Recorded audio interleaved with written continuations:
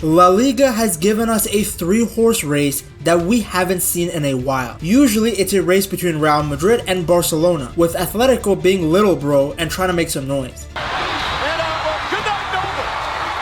Now though, the 3 Spanish giants are in a do-or-die match every single weekend. Every goal carries massive weight and every mistake is punished. In fact, you would have to go back nearly a decade to 2016 to last see a title race this close between the 3 teams. That was arguably La Liga's peak because it was MSN Barca coming off the back of a treble, BBC Real Madrid, who ended up winning the Champions League that year, then winning 2 more after that, and one of the best versions of Atletico that we have ever seen. Hence why the Champions League final that year was an all-Spanish affair. El Clasico during this time was also crazy. It looked like an NBA All-Star game. Superstars in every single position. Fun fact, that was also the season that Gary Neville decided to never manage again after his Valencia side 8-7 to Barca.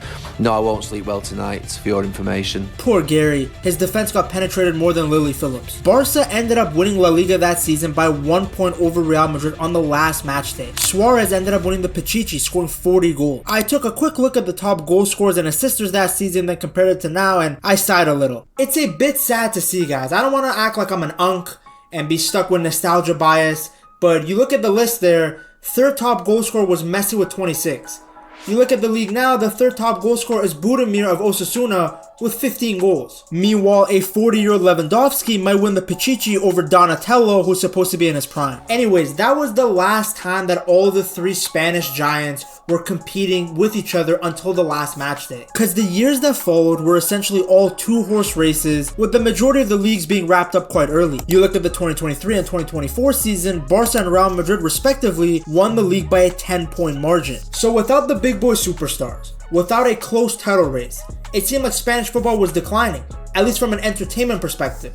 Go look at what the pundits and the newspaper articles were talking about. There was basically 3 main topics. How bad the reffing is in La Liga. This relationship they have with referees, with La Liga, with the authorities here in Spain. How broke Barcelona are. It's just poor management, and it's been happening at Barcelona for a period of time. And then around the Ballon d'Or time, there was some hype around Vinny. But all of that changed in the 2025 season. This season has been super funny because all the teams are playing hot potato with the number 1 spot. In the beginning of the season, it looked like Barca were going to destroy La Liga under Hansi Flick. They exploded out of the gates, winning their first 7 matches and establishing a dominant 6-point lead by matchday 12. Their attack was simply unplayable. Lewandowski, Rafinha, and Yamal formed a lethal trio, and the entire squad seemed to click at the right time. Their 4-0 win over Real Madrid and El Clasico sent a statement to the world. Barca were back. Not only did they dominate in La Liga, but their Champions League campaign was equally impressive, finishing 2nd in the league phase behind Liverpool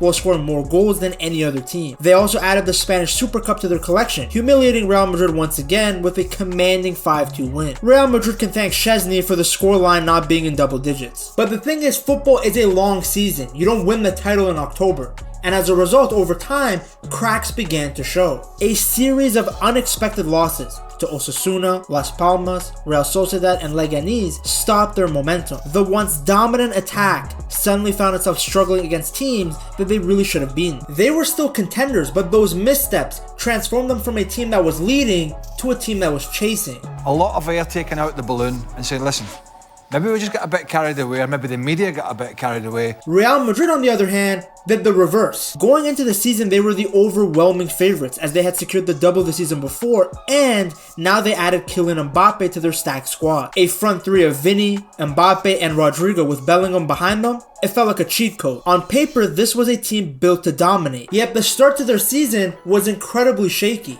Mbappe struggled to adapt. Real Madrid thought they had signed Biabiani, not Kylian, and early points were dropped against Mallorca and Las Palmas. But the true humiliation came when they were dismantled by Barcelona in their own stadium. For a club of Real Madrid's stature, that kind of defeat is unacceptable. It's already bad enough to lose, but to get spanked is embarrassing. But they did bounce back. By mid-season, they had reclaimed the top spot, grinding out wins when they mattered the most. Their experience, their squad depth, and Ancelotti's eyebrows ensured that they stayed in the hunt. Outside of another embarrassing loss to Barca in the Supercopa, they were actually winning all their games. They had closed down a 6-point gap and were now actually in first place. But then Real Madrid was like, nah, this is too easy. Let's just drop some points to make it competitive. They lost 1-0 to Espanyol. They drew Atletico Madrid. Then they lost to Real Betis, led by the GOAT, Anthony. This loss definitely hurt the most considering that Isco celebrated like he never played with Los Blancos. I know this guy's still a Barca fan at heart. Now, during this time, between Barcelona taking the top spot, then losing it,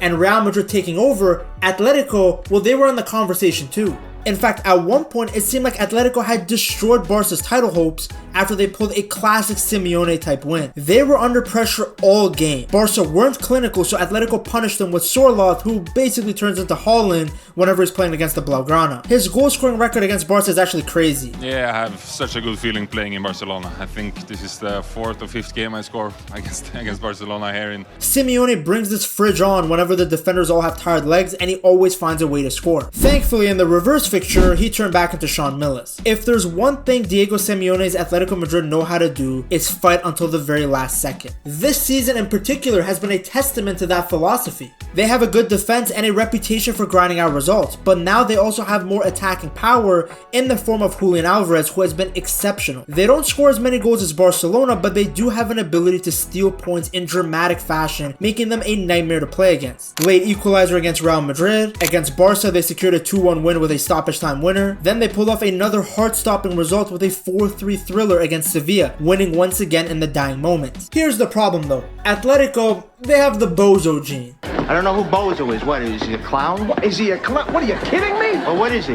Yes, he's a clown, all right? They constantly put themselves in bad positions because they draw points in games where they really shouldn't be losing or drawing. They lost to Leganés, then blew a lead in the dying minutes of the match against Getafe. Like, that's ridiculous. It's one thing to draw points to Getafe if they took the lead, because Bordalas is basically Osama bin Laden as a manager. This guy is Satan, I don't know what to say. He's 60 but looks younger than ever, and he plays some of the most haram football I've ever seen. Getafe does not play football. This is a wrestling team that happens to kick a ball here and there. It's not football, it's La Liga. Even Lewandowski acknowledged it. I'm telling you, man, these guys are one of a kind. If you're ever bored on a weekend, just put up a Getafe game and just laugh at how these guys have transformed football into WWE. But yeah, Atletico were up 1-0 in the 75th minute. They get a red card in the 88th, then end up losing 2-1. Then, of course, they blow a 2-goal lead in the last half of the game against Barca in the reverse fixture. That week was awful for Simeone's men. Knocked out of the Champions League to a double-touch technicality, and then they lose to a brace from the Shark. I still can't believe that Champions League penalty shootout. I know it's technically the right decision, but when is the last time we've ever seen something like this be called in such a high-stake moment? Now, of course, as we have seen, the title race is not over until the fat lady sings. I'm looking at you, Lizzo. Barca have been the most dominant team throughout, but all it takes is a couple of poor results to change the tide. Regardless of who lifts the trophy, one thing is clear: La Liga is back.